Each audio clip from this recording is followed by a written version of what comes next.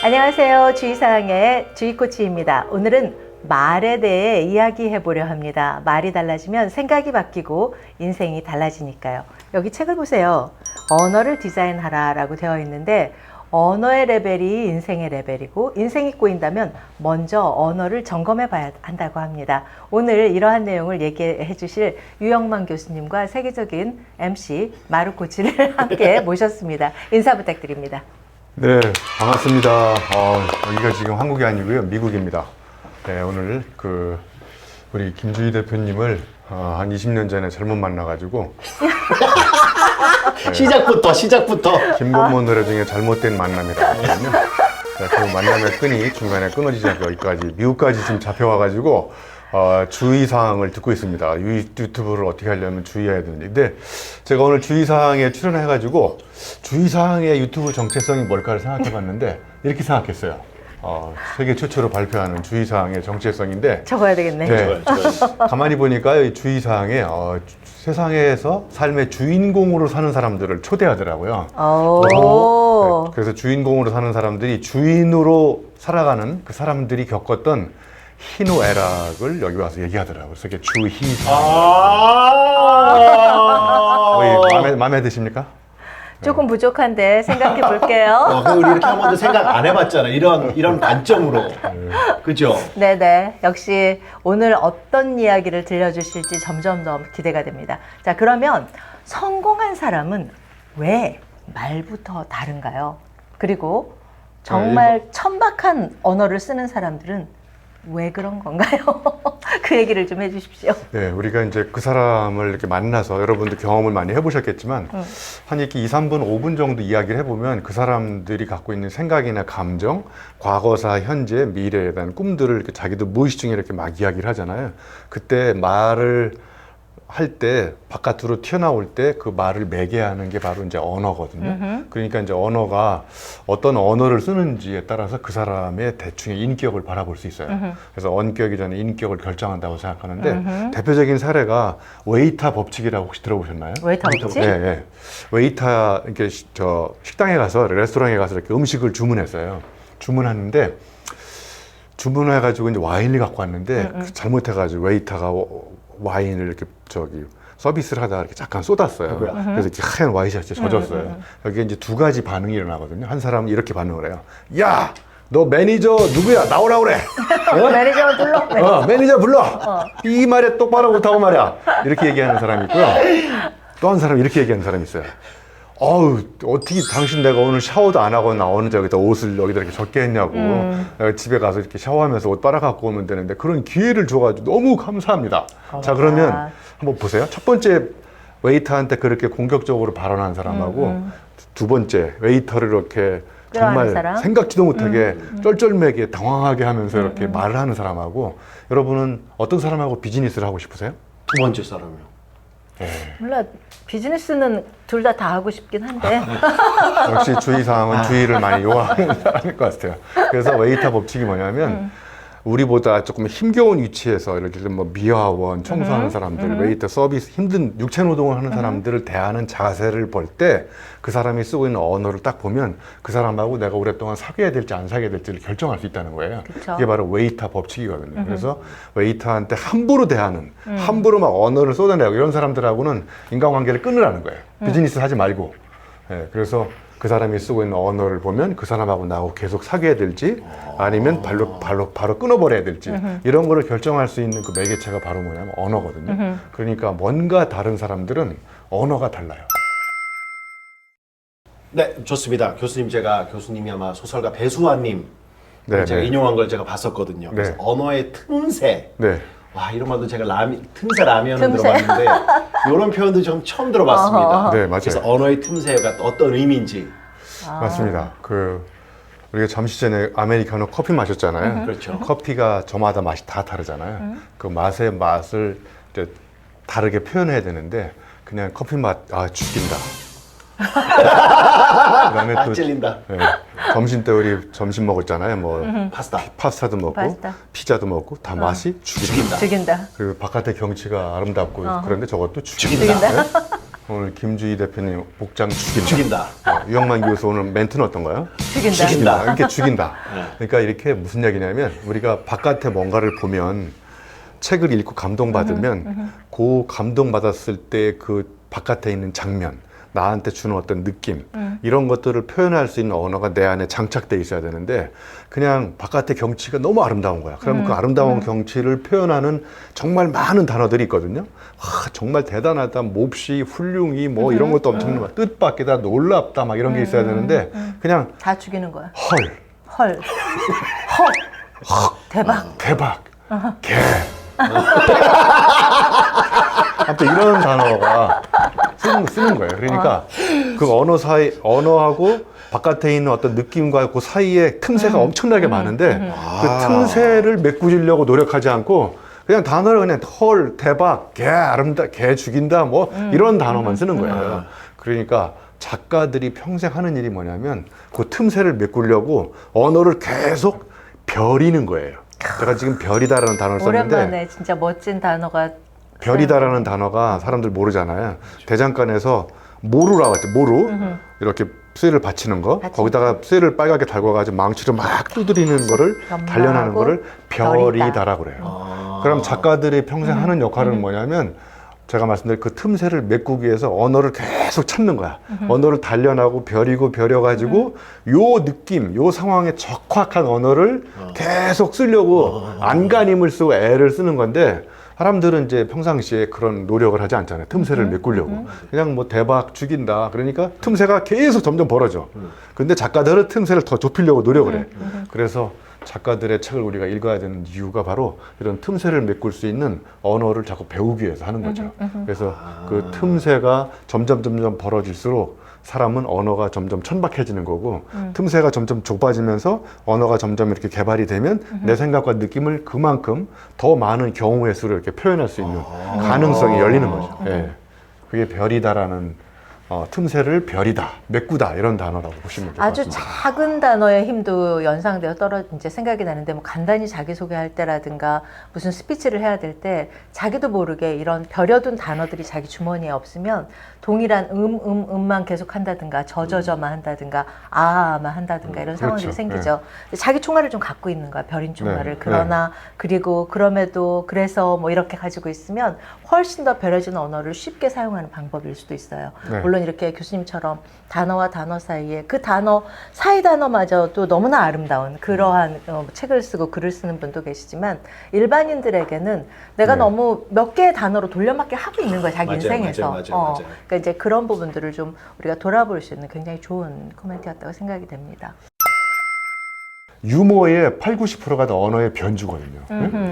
유머를 잘하는 사람들 봐요. 개그맨들이 다 이렇게 아재 개그 같지만 언어를 잘 이렇게 그쵸. 절묘하게 언어력이 예. 정말 어휘력, 언어력이 뛰어나죠. 뭐 예를 들면 물건을 훔치면 범인, 마음을 훔치면 연인. 예. 그다음에 등 대면 인연, 등 치면 악연. 그리고 이제 언어의 해상도라는 말이 있어요. 언어의 해상도. 예를 들면 어떤 사람이 글을 쓴 걸 보면 뭐에 대해 썼는지가 이렇게 글만 읽어봐도 그 사람이 쓴 대상에 대해서 상상돼? 설명하게 이미지가 생각나. 비주얼라이제이션이 쫙 떠올라. 보여. 그때 어떤 사람은 글을 읽어보면 뿌예 뭔 얘기. 왜 그러냐면 자기도 몰라, 심지어는. 몰라. 심지어는 자기도 몰라. 그게 바로 이제 미세한 어휘력이 없기 때문에 그런 거예요. 어휘력이 풍부하면 그만큼 풍부하게 표현하고 풍부하게 표현하면 독자들한테 읽는 사람한테 더 선명한 이미지를 줄 수 있는 거죠. 그럼요. 네? 하나만이라도 좀 제대로 표현하면 좋겠는데 그마저도 안 하는 사람들 너무 많아. 네. 그러니까 입을 다물어 버리고 어느 순간부터 말하면 상처를 주거나 상처를 받거나 뭐 벼리는 거는 너무 고단이고 네. 그래서 그냥 못 들은 척을 해버리는 심지어는 사람들도 있고 너무 많잖아요, 대화 속에. 근데 그런 우리가 상대방의 내 언어로 태도를 바꿀 수 있는 방법도 있어요? 내 언어로 그렇죠. 어떤 언어를 쓰는지에 따라서 상대방이 똑같은 그 우리가 이제 언어를 디자인하는 굉장히 중요한 방법이거든요. A라고 표현할 때와 B라고 표현할 때 상대방이 듣는 의미의 임팩트는 다르거든요. 이제 예를 들면 제가 이제 그 커피 머신이 고장 나가지고 거기다 이렇게 써놨어요. 커피 머신 수리 요구. 뭐 이렇게 쓴다든지 아하, 논리적으로. 그냥 보통 수리중 뭐 이렇게 수리중. 하거나. 예. 어. 근데 제가 이렇게 썼거든요. 커피 머신이 그동안 과로한 관계로 좀 일주일간 쉬고 병원에 있어? 입원해야 입원했어? 되니까 입원했으니까 잠깐만 기다리시라고. 아마 제가 그동안 너무 혹사당해가지고 혹사시켰어? 아하. 저 내장 수술을 해야 되기 때문에 뭐 아무튼 커피 머신이 과로로 병원에 입원했습니다. 잠시만 기다려. 이렇게 네. 표현할 때 우리가 커피 머신을 바라보는 눈이 완전히 달라지잖아요. 연민이 네. 생기고 네. 그렇게 생각하면 결국은 공감이고 역지사지 같아요. 그렇죠. 물화일체 역지사지로 생각하는 거죠. 우리가 지금 의자에 앉아 있잖아요. 네. 의자한테도 우리가 한 번이라도 미안하다고 생각할 수 있어요? 좀 미안하네 갑자기 그 얘기를 듣고 얼마나 나니까. 얼마나 육중한 몸무게를 의자가 버티고 있어요, 그죠? 나 얼마 안 그러니까 무겁긴 한데. 의자한테 그래서 이렇게 야, 의자 내가 좀만 기다려라, 내가 살 좀 빼고 올 테니까.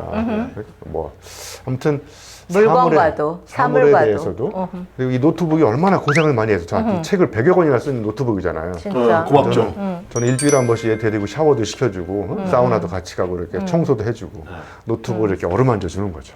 네? 걔가 그걸 원할까? 그거는 이제 내가 노트북에 물어보면 원할 때가 있고.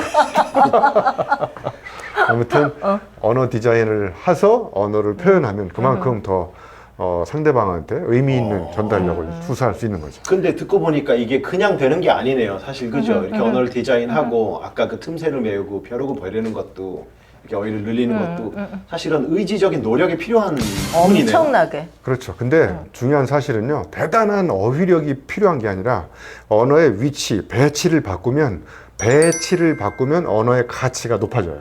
예? 아까 제가 봤어요. 물건을 훔치면 범인, 마음을 훔치면 연인인데 여기 안에 대단히 어려운 단어가 없잖아요. 그럼 제가 왜 이게 디자인한 거냐면 물건과 범인을 비교해 봤어. 어떤 차이가 있을까? 예? 물건을 훔치는 것과 마음을 훔치는 것의 차이는 물건을 훔치면 법적으로 처벌을 받잖아요. 마음을 훔치면 법적 처벌 대상이 아니에요. 마음을 훔치면 사람은 이제 속수무책이 되잖아요. 이 세상에서 가장 강력한 책 이름이 뭐냐면 속수무책이라는 책이에요. 이런 책을 읽으면 거의 대책이 없어요. 속수무책. 근데 봐봐요. 지금 이렇게 많은 단어를 가지고 놀이를 하듯이 저글링 하지만 네.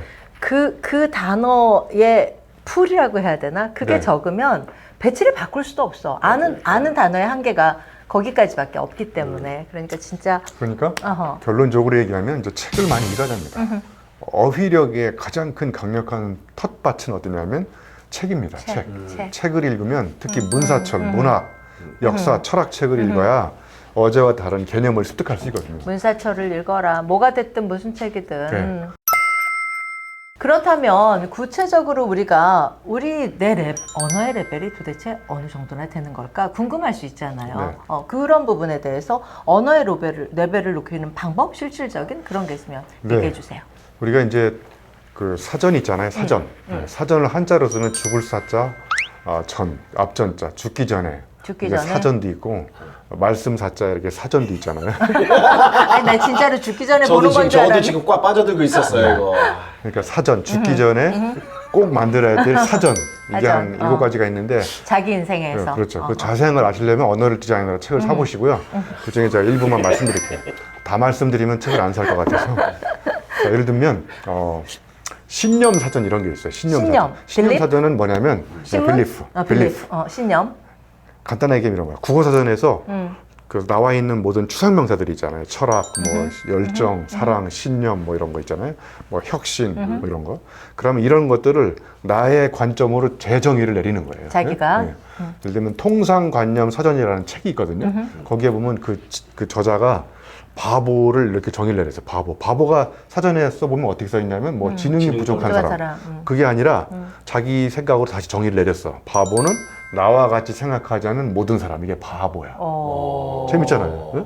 그 다음에 좋다. 그다음에 국회의원의 정의가 뭐냐면 뭐 법을 만드는 사람. 그렇게 정의를 안 내리고 이 사람은 하는 일 없이 잡혀갈 수 그래야 있어. 또 아무튼 이런 식으로 그 국어사전에 이미 나와 있는 교과서적인 정의를 자기의 생각과 철학과 신념으로 다시 재정의를 내리는 거예요.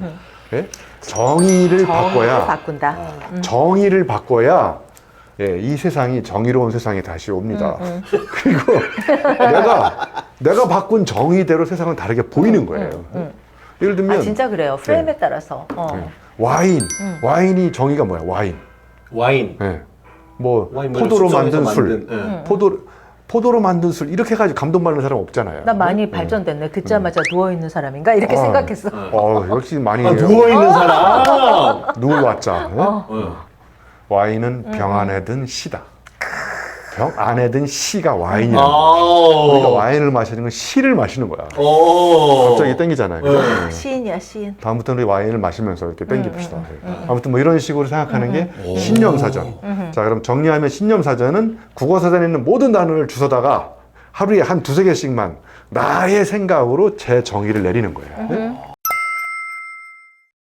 자, 그 다음에 이제 관점사전이라고 있어요. 관점 사전. 관점 사전은 뭐냐면 보는 사람의 관점에 따라서 전혀 다르게 보이는 거야. 자, 예를 들면 자, 조향사 뭐가 뭡니까? 향기를 만드는 사람이잖아요. 어떤 조향사가 자기는 그렇게 관점을 바라보지 않았어.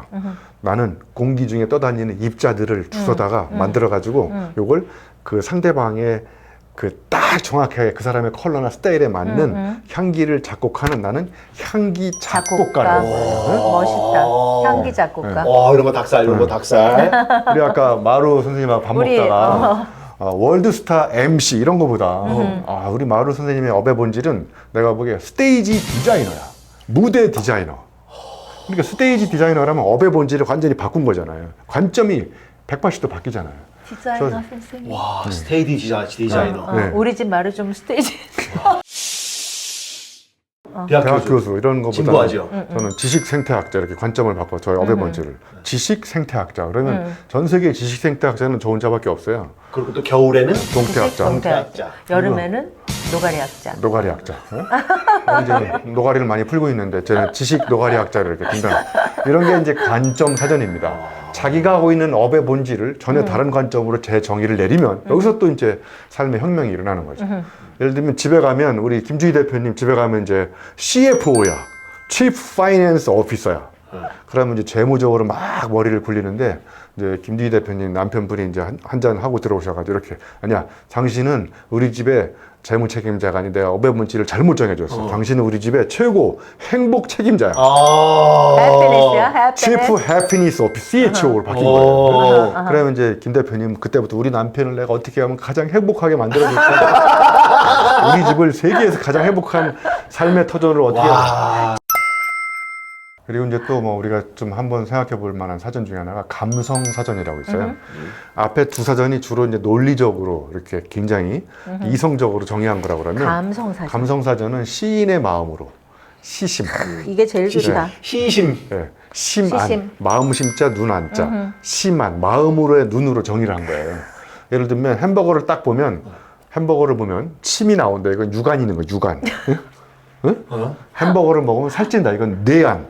과학적으로 분석하는 눈을 갖고 있는 게 뇌안이에요. 그러니까 유관과 뇌안은 에브리바디 다 갖고 있어. 그럼 우리가 이제 정말 색다른 사람이 되는 방법은 심안을 가져야 돼. 심안이 뭐냐? 시인의 아픔으로 가슴으로 타인의 아픔을 사랑하는 눈인 거예요. 햄버거를 보면 소의 아픔이 연상된다. 네? 이런 게 심안인 거예요. 안 돼. 오케이. 그래서 이제 아까 또 마지막으로 또 은유사전. 은유사전. 네, 은유사전은 이제 비유법을 쓰는 거예요. 네? 예를 들면 내 마음은 호수요. 이런 말 하잖아요. 그것도 잘못된 은유에 옛날에는 통했는데 지금 호수가 다 오염돼가지고 혼탁해. 호수를 바탕에 아주 혼탁해. 옛날에는 호수가 깨끗해가지고 내 마음은 호수다 이게 통했었는데 근데 요즘에는 이제 예를 들면 결혼은 양파다. 그러면 사람들이 결혼하고 양파? 두 분 다 결혼하셨으니까 그죠? 까도 새로운 게 나오는 게 아니라 우리 남편은 결혼하기 전에 몰랐었는데 결혼 생활이 진행될수록 자꾸 몰랐던 사실이 점점 새롭게 그런 게 아니라 까도 눈물이 난다는 거예요. 네, 그래서 이제 은유 사전을 쓰는 방법은 앞에는 반드시 추상명사, 결혼, 사랑, 열정, 독서, 반드시 뒤에는 보통명사. 그러면 이제 추상적인 뜻과 손으로 만질 수 있는 보통명사 딱 붙어서 맞나. 공통점을 찾아내는 사유법이 은유법입니다. 그러면 이 은유법만 잘 쓰시면 여러분의 생각을 정말 고급지면서도 설득력 있게 그리고 고객들을 아주 쉽게 여러분한테 여러분의 고객으로 만들 수 있는 가장 강력한 언어의 무기가 될 수 있습니다. 네. 네, 오늘 우리는 나의 언어 레벨이 도대체 몇 단계인지, 그리고 이 언격이 우리의 인격이다, 여러 가지 관점에서 언어를 디자인하라는 이야기를 나눠봤는데요. 언어는 당신의 세계를 만드는 도구입니다. 오늘부터 나만의 언어, 나만의 언격을 디자인해 보시기도 하고, 그리고 벼뤄 보시기 바랍니다. 감사합니다. 예.